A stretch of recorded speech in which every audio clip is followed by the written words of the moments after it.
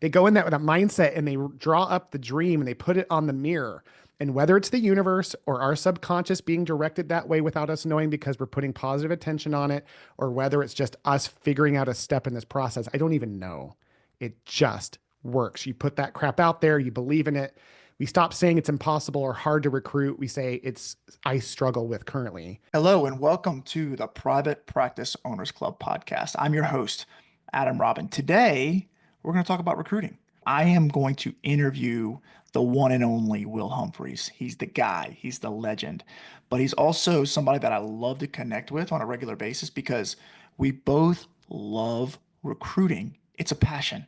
It's just something that fires us up. So every time we get together and talk about recruiting, we always feed off of each other's energy. So I want you to settle in, and we're going to kind of jump into a really powerful conversation about recruiting in 2025, what you need to know and what you need to start executing on in order to stand out and attract quality candidates to your place. So grab your pens, grab a piece of paper, take some notes, and let's get to work. Will, what do you think about recruiting, man? Man, recruiting is the only thing we have to master in our businesses. Like, if people, in my opinion, I think you'll get on board with this, is that if people just focus on mastering recruiting, they wouldn't have to solve any other problem. That's what I think about it. I think people who are so entrenched with all the plates they have to spin, they don't realize that if they 𝗷𝗂𝗀𝗋𝗄𝗂 says this, there's dumpster fires and there's house fires. They realize that some of those fires just need to burn. And the only one that matters the most is recruiting, retaining talent. Then they would shift their world so much faster, even though in the short term it might be painful, because if they could just hire talent, man, there's nothing they can't do. Yeah, I think, because like recruiting, it's like the art of finding things, right? In this case, it's like talented people who align with you. And it's like, it's just because if you're trying to find customers, or if you're trying to find employees, or if you're trying to find a wife or a spouse, or like, right, you know what I mean? Like, I love that you just said that, by the way. Totally. Like, so you like opportunity comes through people, right? So like, don't seek opportunity, seek the people who you align with, and then the opportunity comes after, right? That skill of being able to find these people who align with you you'll never run out of opportunity if you could just find people. Amen. And it's really like, if you think about it, if you know how to recruit and retain talent, if you don't know how to run your company, you can hire a CEO. If you don't know how to find new patients, you hire a marketer. The only talent that's necessary is recruiting. And to illustrate your example, Adam, we had an experience during COVID. We went to Europe for 6 months after I sold, as you know. I came back starting my new career, but COVID hit and all the schools were shut. My two younger kids had been homeschooled by me and my wife for 6 months in Europe. And we came back and we're like, crap, they're going to really miss out on education. And if all you parents who had kids during COVID, you'll remember that time of like, you had to homeschool your kids all of a sudden, and like, you're either good at it or not. And then your kids are behind if not. So I've already been bought into this whole recruiting concept that you and I are talking about. So the first thing I did is I sat down and I wrote my avatar. I said, okay, Heather, we're going to find a teacher. And she's like, what do you mean? We can't afford a teacher. I'm like, we don't know until we write down our ideal scene. Let's sit down and detail out this avatar process that I've taught in Rockstar Recruiter forever. And I got it from a marketing firm years ago that I tweaked for PT and all these things. So in that process, we invented the perfect solution. It was going to be this expert teacher who didn't need to work a lot, but still just wanted to work with highly gifted and talented kids. My youngest son in particular is incredibly talented.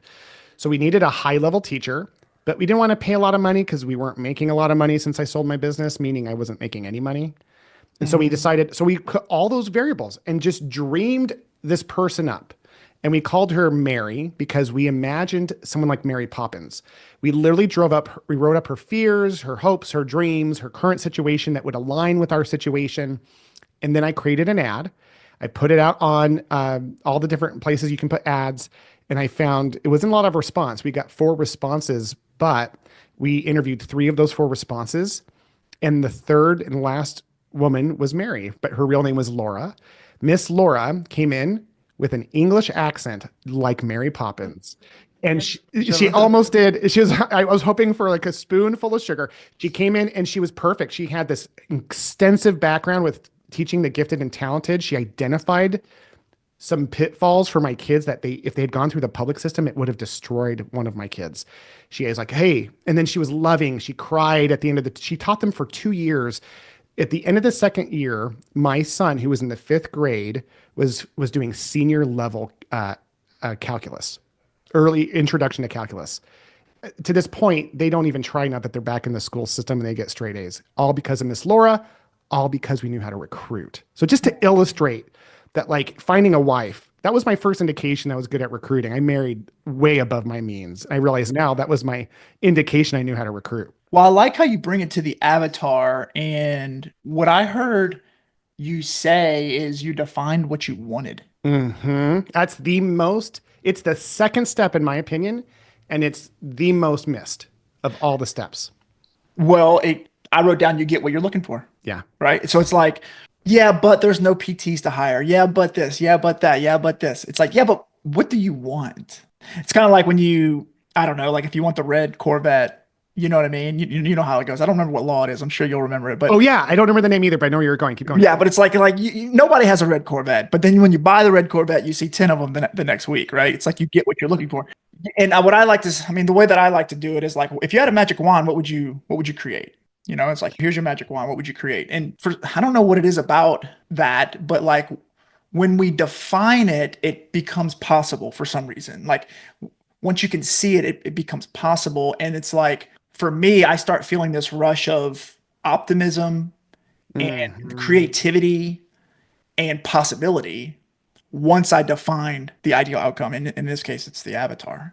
And it's like sometimes the world will just kind of start giving that to you if you just ask for it, right? Yeah, and that sounds so ethereal, but people who are in the marketing or recruiting space who are really into it, we talk about it as if the sky is blue. And I know how ethereal that sounds to our listeners who are all sitting there going, well, but it's hard. Well, they don't understand. Will and Adam don't understand that I'm in a really rural area. They don't understand that, like, I have to compete with hospitals in my area. They don't understand that my reimbursement in my state's really bad. They don't understand that I'm in Alaska. They don't understand. It's like, no, we have helped you and I, probably every state in this country, recruit successfully. And what it comes down to at the very beginning, I said there were steps, right? That first step is mindset. And then, like you said, It has to do with what we want. Now, listen, anyone can train. Everyone is capable of going into that scarcity mindset that you just described.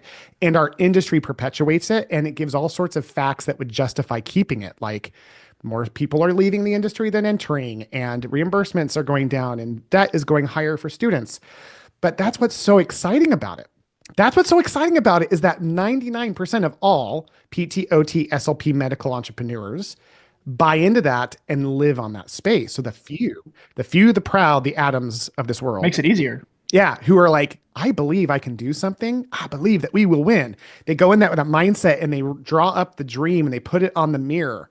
And whether it's the universe or our subconscious being directed that way without us knowing because we're putting positive attention on it, or whether it's just us figuring out a step in this process, I don't even know.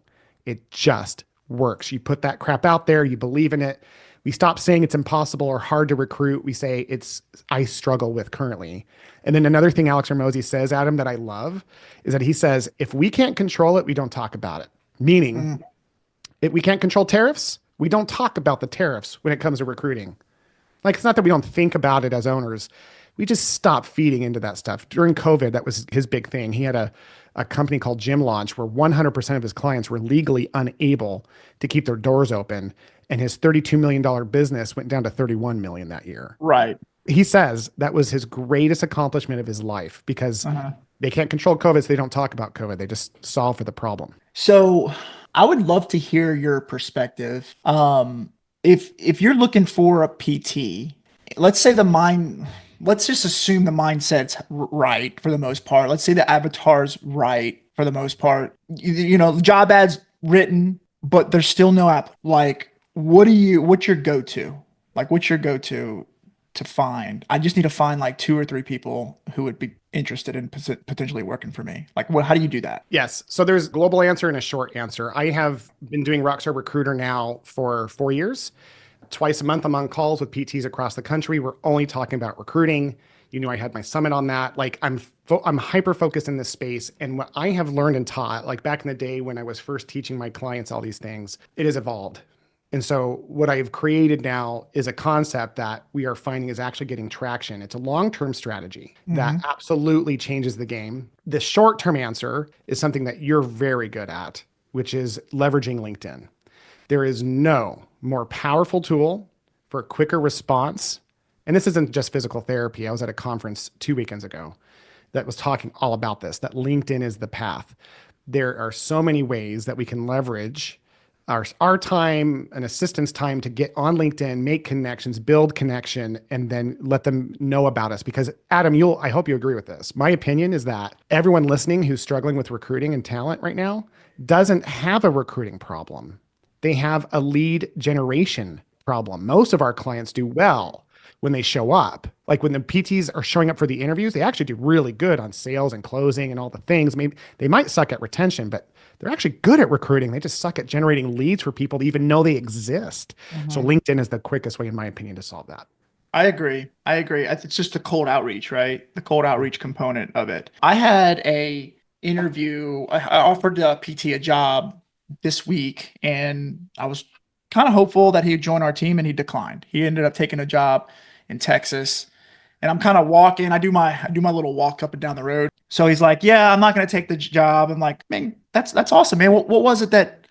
What was it? I'm just curious. Like, what was it that was missing?" And he said, "The salary wasn't quite there." Thought you were going to go there, yeah. And I said, "Oh yeah, well that's a good reason. Like you should go, right?" So in my mind, I think to myself, that's a bummer.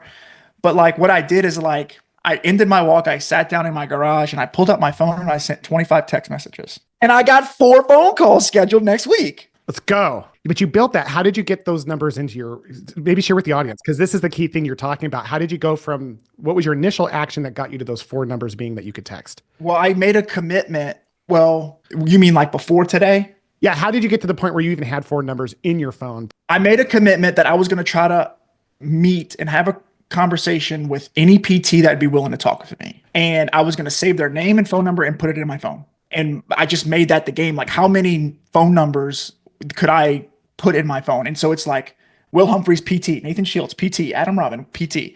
And so I can just go to my phone and type in PT and start scrolling. Now I've got 300 of them. And I can just start sending text message. "Oh, I haven't heard from Will in a while. I haven't heard from Nathan in a while.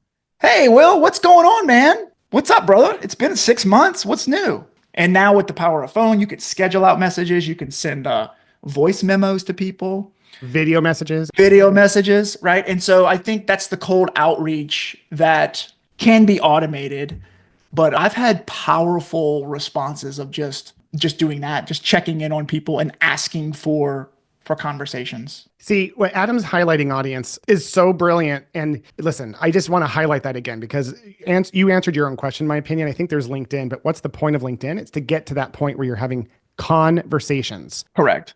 Speed of Trust, best book ever written for business owners, my opinion, talks about how when we have trust with people, we move quickly with them, but you can't have trust without communication. Communication, the more close to those 2 points, the higher the trust builds quickly.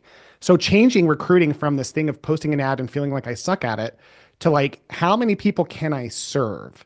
That's the only thing I'd like to add to that, because what Adam does organically that as you're listening, you may not be picking up on is he doesn't call to get something from them. He's gamified it for him to get as many numbers of people he can just be in connection with. But I know Adam, when he's on that call, it's like, who are you? How can I help you? That's the why he's calling. And when we start recognizing that the solution for recruiting is leadership, and the key element of leadership is service, that's when the game shifts, because every one of the people in the audience listening right now are really good at service. They're huge-hearted people who just have been invalidated with every fire, every no-show, every person who says, "I want to take more money." But the truth is, no one's more apt or capable of recruiting than this people who are listening to your show, because they love well. They just don't know how to serve the audience the way that Adam does. So Adam, when you're talking about loving and serving and getting those phone calls, that's what you're doing. So that when you reach out and you're like, "Hey, I need conversations because I'm looking for something," they love, like, trust you. That is so brilliant, Adam. Yeah. And I like that approach. To me, I do look at it as service, but I mostly, what helps me, the mindset that I have is like, I'm detached. I'm detached from like, by the way, like, I don't care if you work for me or not. Like, I'm not clingy to that idea of you working for me. You're not reaching out to get something from them. You're not getting to hire. That's not the product of your call. Yes, comma, I do also think that we need to get better for asking for what we want. So there's no place to get until there is, right? Yeah, I love that. And so it's like, how do we get better at who makes the most sales? The person who pitches the most. Just puts forth the most effort. Right. And so it's like, how do we ask for what we want without being demanding? And so it's like, hey, Will, like, listen, it's been 6 months. And by the way, my interest is to make sure that you are completely happy with where you are. But we do have something that just came up. And if you're remotely interested in seeing what that is, like, I'd love an opportunity to connect. What do you think? Where should we go from here? Ask for what you want. Like, I'd like to have a conversation. I could use your support around that. I think if we get better at asking, especially if we identify what we want and we get better at asking for it from a place of service, that is recruiting. Yeah, because here's the thing that you're saying. We oftentimes think that the ask is separate from the service. What if asking for them to come work for you was the greatest way you could serve them? See, when we connect those dots is when our mindset shifts and we're not afraid to get rejected, because at the end of the day, whether people know it or not, the thing that's limiting you is the fear of rejection. Everyone in this call, or who's listening, has been fired way more than they've ever fired anyone. Every time we get quit, we get fired. That is a deeply hurtful, impactful, painful experience. Every time an employee says, hey, you only care about the money, we get attacked more than anyone else. Elon Musk says that owning a business is like staring into the abyss of the unknown of what could happen and what might scarily happen while we're chewing glass in real time. So when we want to reach out to people, that pain is real. But what if we approached it from a mindset of service and said, what if my role in reaching out to getting these numbers is about trying to help as many PTs be the best they can be in their career? The number one thing I heard from my people when I was hiring at one point for 26 locations, Adam, it was me and Tony Williams. We hired for 26 locations, just us two, for every position from every office position. The number one thing I got feedback on was, Will, when you said, my job is to help you find your next job, whether it's with me or somebody else. They said that was the one thing that really drew them in. It wasn't a tactic. It was because I used to say that for me, Adam, not for them. Because every interview, I'm painfully aware of what's at risk. I have to hire this person or life will suck. So what I do is I'd say that in the interview to get my mindset right, to like, hey, let's help this person find their home. But what it did is it set me up for a powerful ask, because when I knew it was me, because I was in that mindset, when I'm in a place of scarcity and I'm just trying to hire people, I never really know if it's a good fit. I'm just desperate for them to say yes, which is why we hire really unaligned talent. So when I'm in that mindset of like, I want to help you go, and I know it's me, forget it. I've literally done this before in interviews where I'm like, hey, listen, you know what I said earlier? You have to work for me. You would love it. Because that's where we get the power for the ask, is because it's not separated from the service. Asking is service when it's the right person. And we don't know who the right person is until we serve everybody. And that goes back to your point. One of the things that you said, I just want to highlight that was so brilliant. Repetition, man.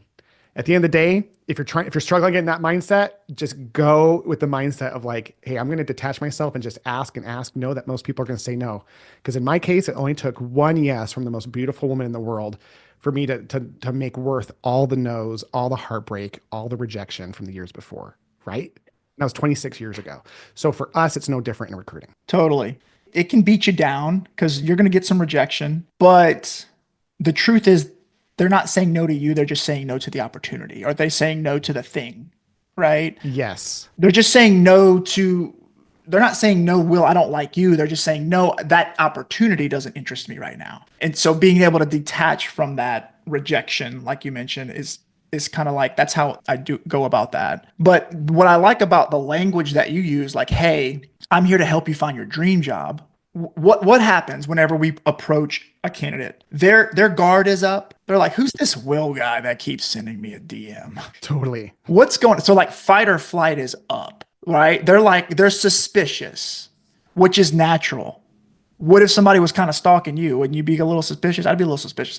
And so our job is to help disarm them and to help them realize, like, actually, it's not what you think. It's actually something a little different. I'm here to serve. Once the guard comes down, now we can have a productive conversation about what's most important to you. and I can see if I can help. So I love that language that you use, like, hey, I'm here to help you find your dream job, because what it really does is it helps decompress the room and disarm the candidate so you can find out the best way to serve them. I love that. What a cool recognition of just the biology of someone in the sales process. You know, it's so powerful in that regard, and recognizing that there's a need to detach. It's really a tough game because we care so much, which is why we're successful, but we can't care about being rejected in those early stages of recruiting and we'll never get done. Like, we just have to be okay with the fact that some people, no matter how well we try, aren't going to see the vision of what we're doing. But again, I think this is the big message I want the audience to leave with this podcast today, is the idea that, like, if they just try anything consistently, anything, 15 minutes a day in LinkedIn, every 15 minutes. And I know they can work with your wonderful recruiting programs, like, to learn what to do in those times, right? In those programs, but they just have to do it. They just need 15 minutes a day, an hour a week. Spend that time, and whatever you put, be consistent in it. And in time, it will immediately make an impact. It will change the way we think, but then it will totally shift how you recruit, because you never give up. Like, if in the recruiting game in physical therapy, if there was one like tattoo I would give to everyone paid for free, it would be across their forehead: never give up. You can do this. You just don't know how. So working with you in your program, Adam, and then learning those steps, and then for them just to stick with it. That is how they win.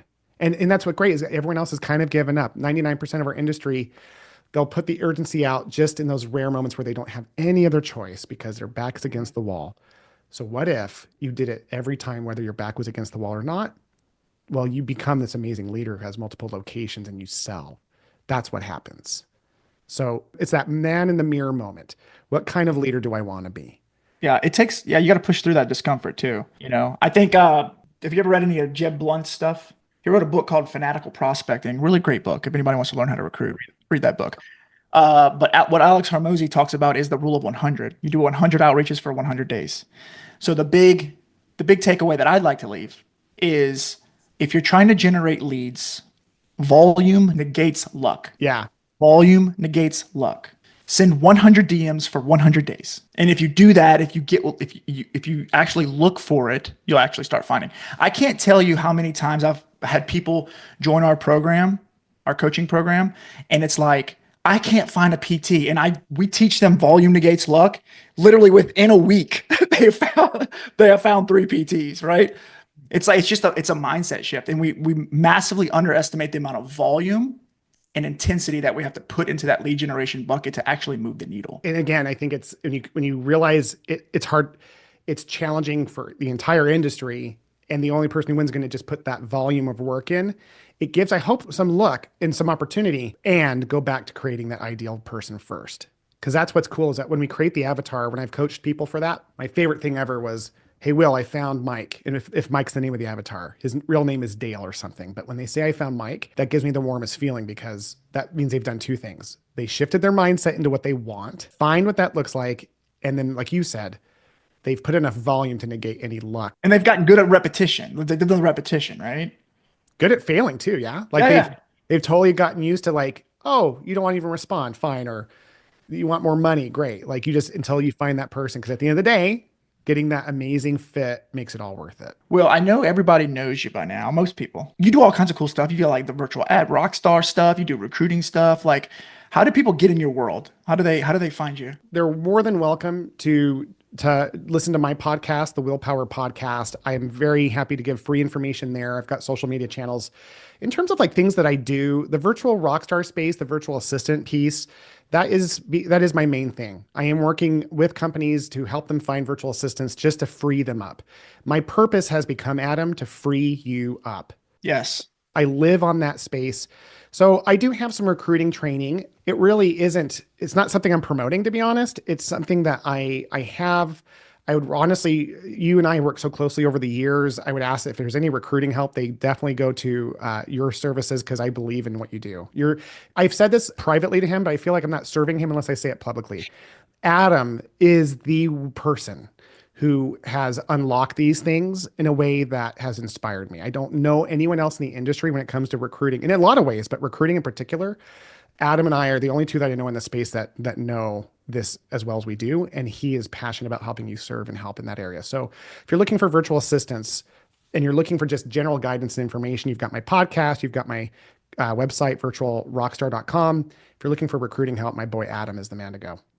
Thanks, man. I'll plug Will as well because he's also got a billing company that we're not accepting clients right now. not accessible. Well, I'm going to tell you, I've worked with Will in his billing company and it was incredible. It was impeccable. The guy is good at what he does. I haven't worked with him with the VA stuff, but I know it's top notch. The guy knows what he's doing. So reach out to Will for any questions. The reason I like the virtual assistant thing, Adam, to be honest, was that like it was me actually getting to serve and recruit someone versus teach them. And what I learned is that I'm decent at teaching, but I'm actually not as good as, in my opinion, as you are about teaching concepts. Like I got more value of just providing virtual assistants for people who don't want to figure it out, which it's very easy to figure out on your own.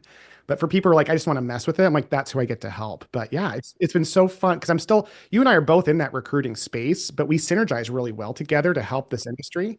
And Adam and I are both just committed to helping you guys just not be so freaking busy all the time, to be honest. That's like, at the end of the day, that's what we want. Yeah, man, let's do this again in the future. I always enjoy this.